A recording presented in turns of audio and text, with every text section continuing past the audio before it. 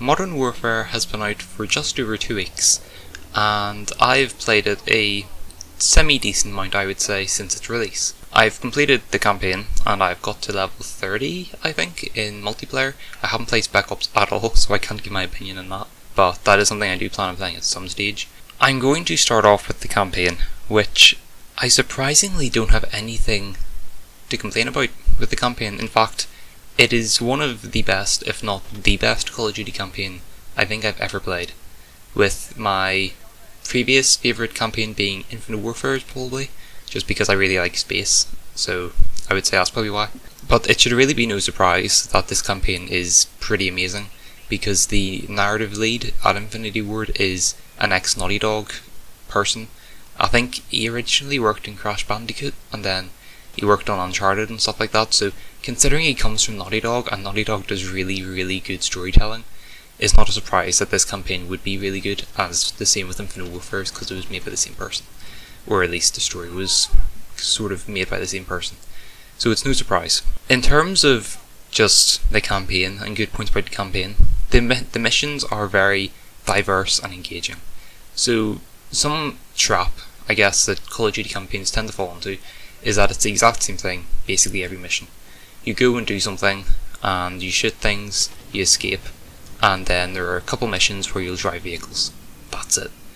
Case in point, Black Ops 1, probably Black Ops 2, the original Modern Warfare's, you get the idea.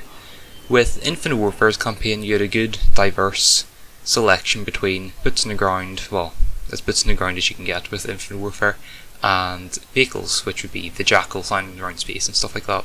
So you had a good sort of mix between those two sort of missions, and then you would also get the actual main story missions, which would progress the story and do different things. In Modern Warfare, you have a different sort of diversity. So if you haven't played the campaign, I'll try not to go into too much detail, but essentially there are missions which are just generic Call of Duty missions. You go around shooting people. There are other missions where you'll be like a child trying to hide around a house from a big bad guy who, if you were an actual soldier, you'd shoot him in the head and that'd be it. You know, it wasn't exactly difficult to kill if you would have been like an actual soldier. But because you're a kid who's like, I don't know, 5, you have to kind of crawl around the house, find a pair of scissors, stab him in the leg, find a knife, stab him in the leg, find a wee like screwdriver, stab him in the leg, you know, that sort of thing. So it is actually quite interesting when you pick up a gun as a child. The recoil is just insane, which is to be expected because you're a child. But it's just those sort of things where it starts not feeling like a Call of Duty campaign, which is a good thing because you're not doing typical Call of Duty stuff, which is just going around shooting people and blowing up things. So it's pretty good, I would say. There's one mission where you're a sniper and you have to take into account the distance that you're sniping people at, so it's not hit scan, it's actual bullet drop, and you also have to take into account the wind speed, so how far over your bullet's going to go to the left or right depending on how much wind there is, and the wind just changes out of the blue halfway through the mission, so you have to account for that as well. So it's really a really great campaign. The one complaint I would have about it is that the big bad guy doesn't really feel like that big of a bad guy, and I think it's just because he doesn't get enough screen time.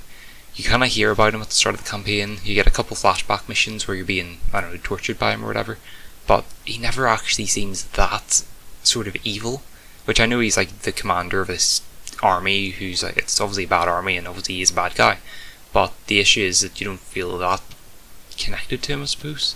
So if anything, my complaint would be he should have got more screen time, because in likes of other Call of Duty campaigns you see this enemy big bad guy person appear every now and then. You get encounters with him where you almost kill him and you don't, that sort of thing. So I think that's really why it doesn't feel quite as impactful at the end when, you know, you can guess what happens, because of the Call of Duty campaign.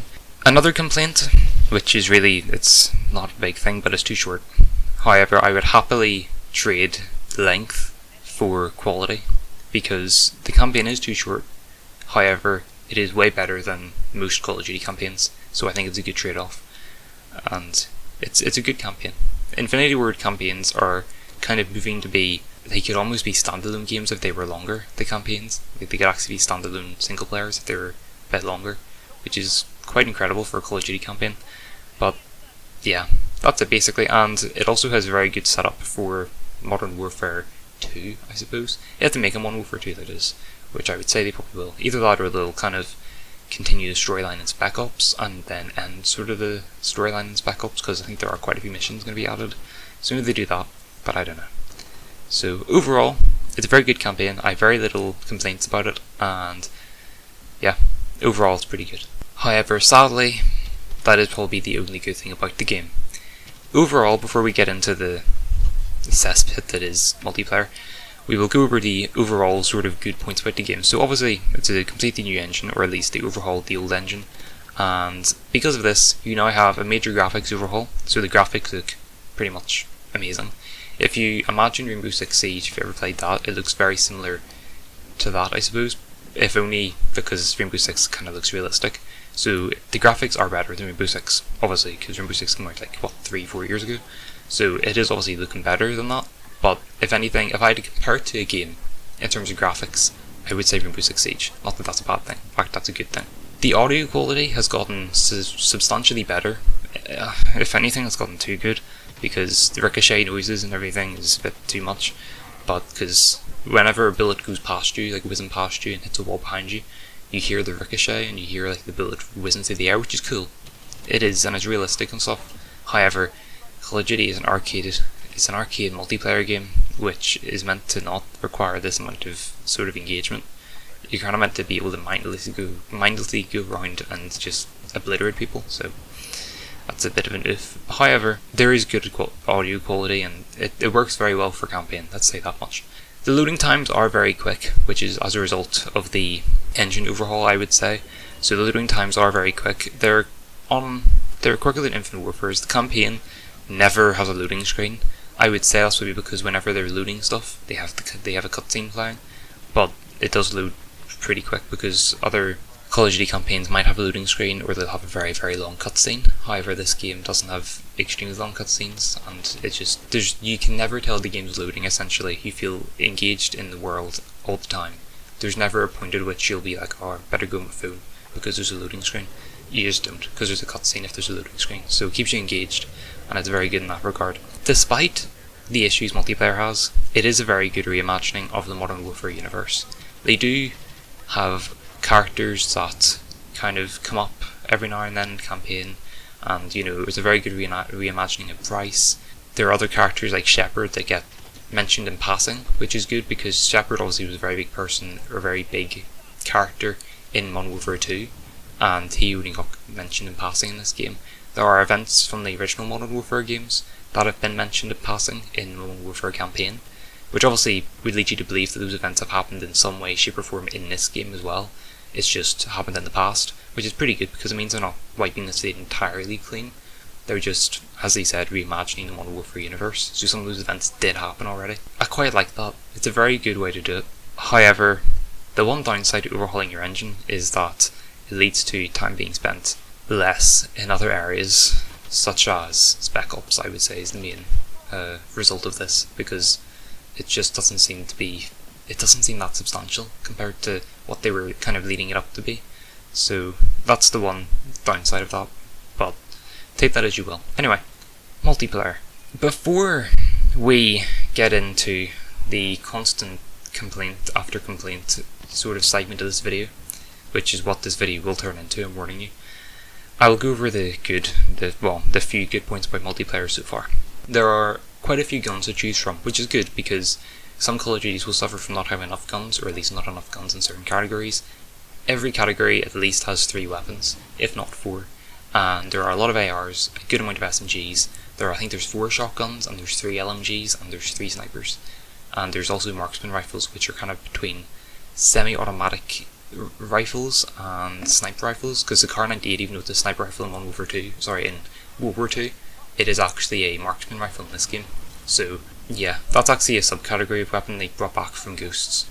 But there are a lot of guns, which is good, because it means in theory, there should be a lot of gun diversity, and you shouldn't be killed by the same gun over and over again, which clearly doesn't happen. There are also loads of camos, which means there's loads of challenges you can do if you get bored, which is good. There's also the pinnacle sort of camo at the end when you get all the camos, which I can't actually remember what it is, but there's gold, and then there's whatever it is. I can't remember what it is, but it's a nice shiny camo, so it looks nice, which is the important thing. There are loads of attachments which have trade-offs. The one wish that I don't know why they didn't do it, but I think the answer is just that it's Call of Duty. They really should have had stats for the attachments. Attachments this year, there's no pick 10 system, it's just you can put as many attachments as you want in your gun. Well, you can have a maximum of 5, but each attachment has an upside and a downside. Some of them don't have downsides, if it's like, I don't know, a laser sight, but most of them have upsides and downsides. But the issue is that it doesn't tell you how big of an upside or how big of a downside it is. It'll say generic stuff like increases movement speed while ADSing, and decreases ADS speed, or increases ADS speed, sorry. But it won't tell you how many frames it increases the ADS speed. So if you put on a sight, sometimes it'll say it increases target acquisition, which just means it's good for looking through to see people. But it might say it decreases your ADS speed because it's a big sight. But it doesn't tell you how much. And we know for a fact that sights affect your ADS speed differently. So the ones like the wee stupid red dots that are pretty clean reduce your ADS speed by a frame, which is acceptable.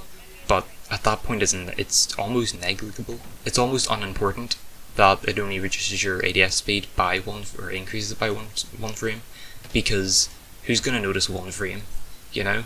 Whereas other ones might increase it by 5 frames or 10 frames, which is like a good portion of a second, which you will notice because you'll be killed because you're trying to ADS quick and you can't because you're using a big sight. Those are the sort of things that I kind of wish they give you stats for. And I know people argue there's that stupid graph thing that kind of shows you how much it increases and decreases. The issue is that they're never accurate in any Call of Duty ever. They're always wrong.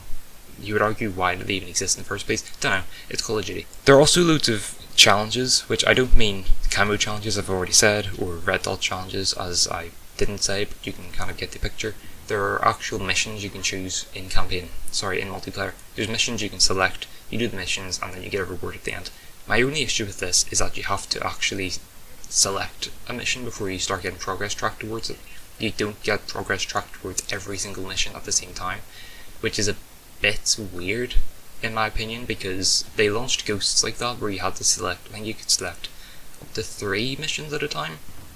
They were called just challenges at that stage, I think. But you could select up to like 3 challenges at a time, I think. And people got annoyed by this because why? You know, every other Call of Duty tracks everything at the same time. Why does Ghost do it differently? They then changed it, I think, a month down the line or something like that, and everyone liked that basically. They did it again in this game. I don't know why. It's not that big an issue because the other issues kind of overshadow it, but the upside is that there's a lot of challenges to do, and they time gate them because you can only do one at a time, so you'll be there for a while. And that's the end of the good points, would you believe? So there's only 4 good points in the game, and there's a lot of bad points. I'm now starting my rant. There are 3 main bad points about the game, and there is a whole pile of stupid wee bad points about the game which you could kind of argue are just me being picky, but there are 3 very big major bad things in the game that need fixed immediately. Number 1 is bad map design. The reason I say this is because a lot of the maps, if you play the campaign and then you play multiplayer, you will realise that a lot of the multiplayer maps have been copy and pasted from campaign. Now, it's not unusual for multiplayer maps in Call of Duty to be portions of multiplayer, or portions of campaign missions, or at least be themed around the campaign. So I don't know, I'm going to use Infinite Warfare as an example because it was the last Infinity Ward game, but a lot of the base multiplayer maps in Infinite Warfare were themed around locations you go to in the campaign, which makes sense. There's one on a space station, you go to a space station similar to that in the campaign. There's one which is on Mars, and you go to Mars in the campaign. It makes sense. What tends to happen is that multiplayer maps are themed around the campaign. That's how it works, it makes sense. The issue is that they took it a wee bit too far in Modern Warfare and made it so as they literally copy and pasted sections of the campaign and made them multiplayer maps, and they didn't change anything really. Case in point is, first off, Ramaza. Ramaza is a copy and paste of that mission from the campaign where you blow up helicopters. It is the exact same. You can get up to the helicopter landing pads and camp up there for the entire game if you wanted to. You can do that. The entire section of the campaign mission where you blow up the helicopters is a multiplayer map. That is Ramazan. There's Piccadilly, which is literally the entire multiplayer mission of Piccadilly. They closed off one section where you have to save that family of people, but that's understandable because why would they keep that open? But they actually did just copy and paste Piccadilly Circus. You could go to Piccadilly Circus nowadays and you could walk around it and say, oh, I'm playing Call of Duty, because it's the exact same. They literally, it's the worst map in the game for the sole reason that they literally just copy and pasted a section of the campaign which is the exact same as a real life location. Like, they didn't change anything other than the names of buildings. It is the exact same. There wasn't a Call of Duty map to this day that I would say was objectively a bad map. There are some maps that I just dislike. There are some maps that I really just hate. There are, for example, Stonehaven on Ghosts, that massive map with the sniper, or the massive sniper map on Ghosts. I didn't like that map very much because it was huge and it favoured snipers. However, if you used a sniper, it was a good map because you could camp at the back of the map and snipe people across the map, and it was a really fun map for sniping, which doesn't make it a bad map because it actually has its juices. There's Grounded in Infinite Warfare, which I didn't really like. However, I wouldn't have said it was a bad map because I just didn't like it. However, Piccadilly is the first map that I can say is actually just trash. I don't think anyone likes it, and if you do, you're weird. And I can say that with full confidence because it is literally just Piccadilly Circus. They copy and pasted Piccadilly Circus, put it in their game. That is what that map is, and it annoys me. Anyway, that's bad map design.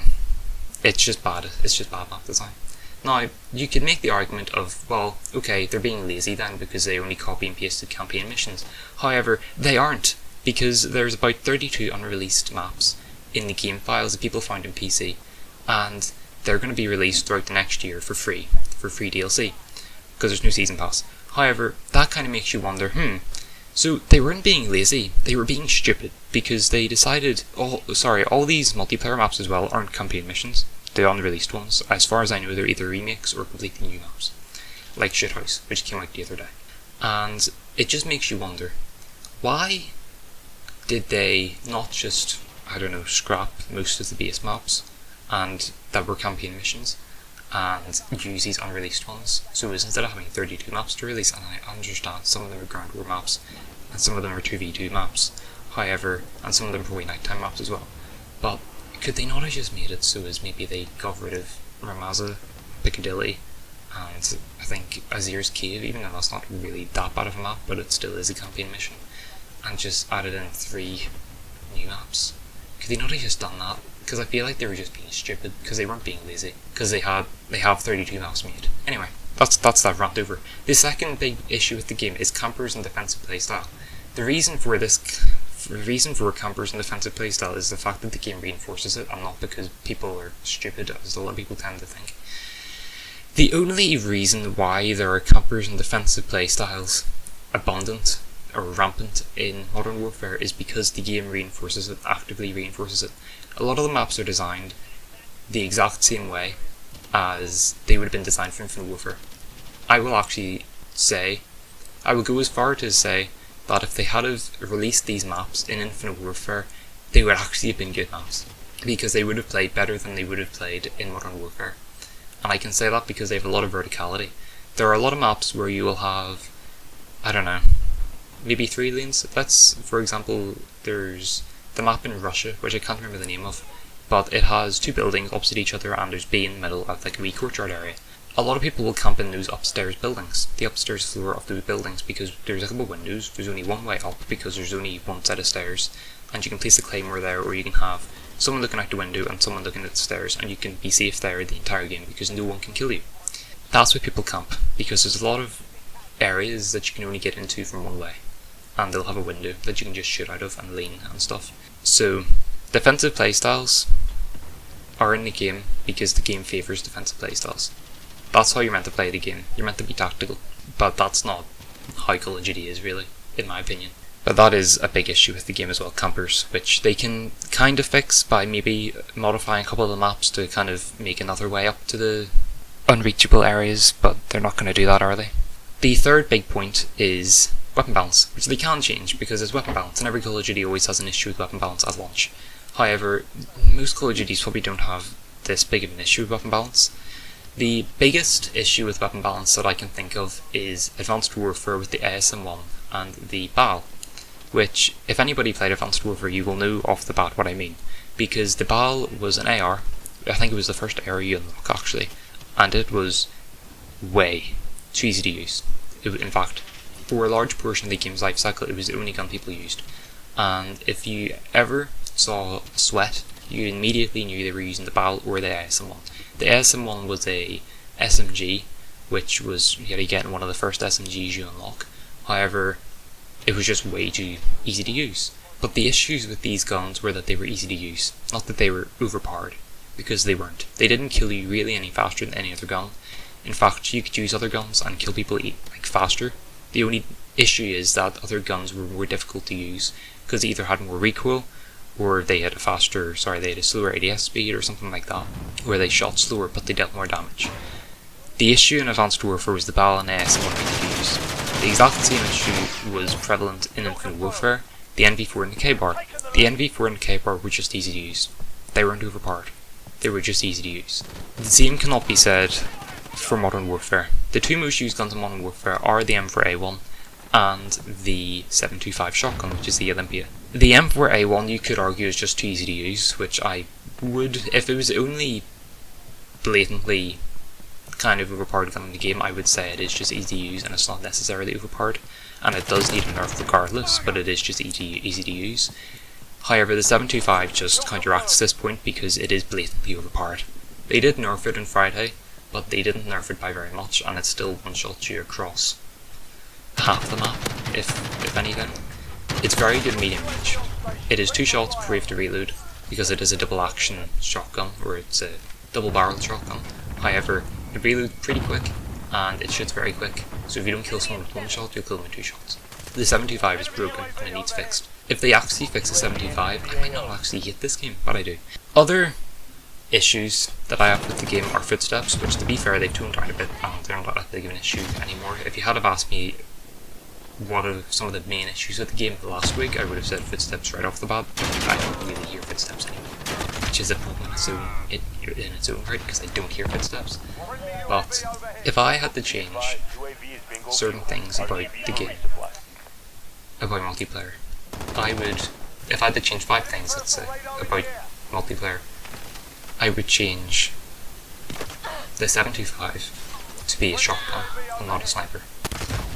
I would probably make it so as claymores are more visible.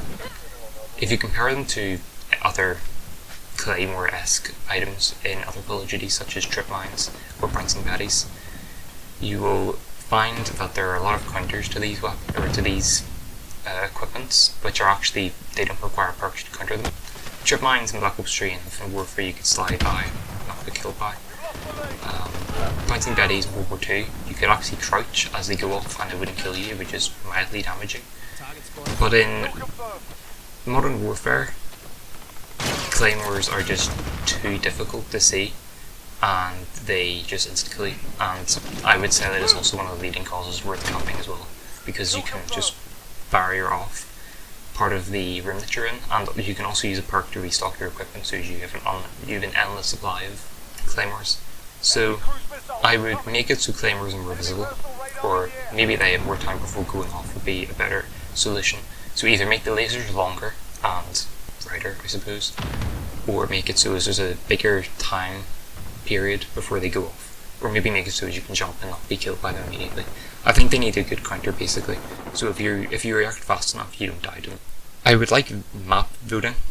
There's currently no way to vote for map in this game because they removed that ability for some reason, which is one of the stupidest things I think they've done in this game, because it's been a feature in every Call of Duty game, from what I remember, where you can vote for the next map you play on, but you can't in this game, it just selects automatically for you, which is either because you can filter your game modes, so you can select, I don't know, I can go into multiplayer, I can filter my game mode settings to say, I don't know, today I feel like playing a mixture of Cold Front and Domination, and the game will basically put me in a mixture of Cold Front and Domination lobbies. The only issue is that in order for them to do this, after every single game they have to break up the lobby and find a new lobby, because how else are you going to get a mixture of domination and confirmed if you're in a domination lobby the entire game? So it makes sense.